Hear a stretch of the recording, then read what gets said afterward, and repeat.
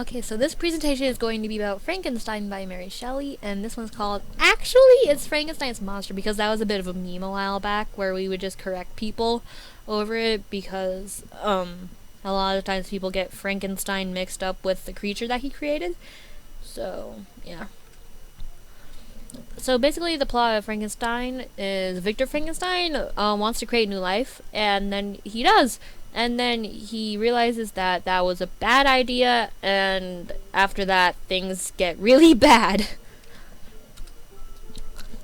So the most memorable parts of Frankenstein for me was when Frankenstein's creature is basically left all on his own after Victor Frankenstein becomes really ill for a while. So he's stuck in like a remote location in mountains and in like a forest, and he basically has to learn everything by himself, but he manages to spy on this family, and he helps them by giving them like kindling and stuff, which kind of shows that he has a capacity to love and to be empathetic towards others.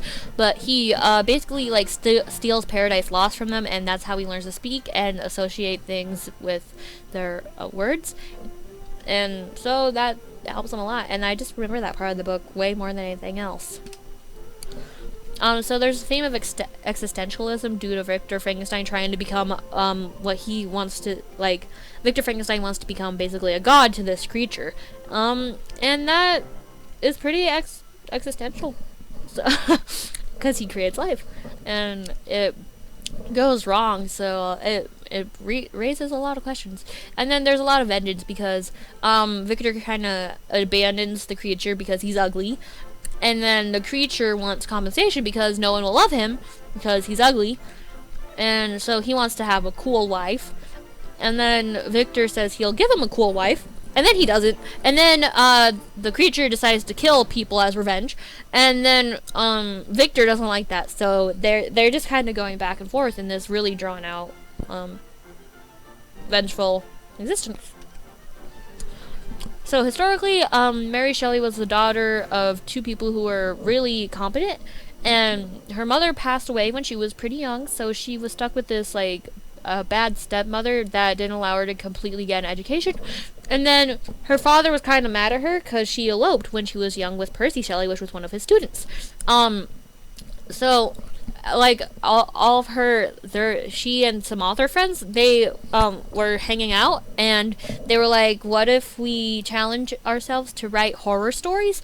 And then Mary Shelley was like, I'm gonna write Frankenstein. So she did.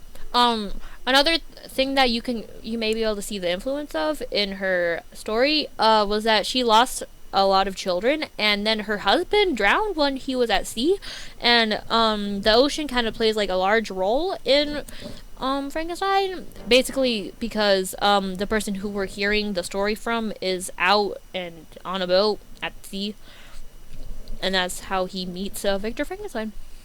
As far as literary trends go, this book kind of has romanticism and Gothic literature characteristics.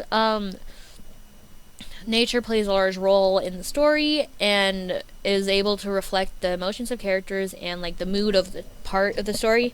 And then of course Gothic literature plays a role because it's focused on supernatural, and there's a lot of mystery and foreshadowing that goes on in the story.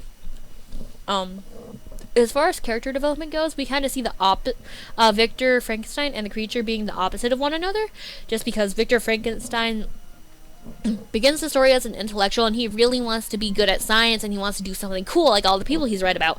And then he decides that he's going to create life, and then that turns out really bad, and Victor starts going insane basically because of what happened. And then on the other hand, we have the creature who starts out the book like without any knowledge or experience, so he has like a lot of room to go from there.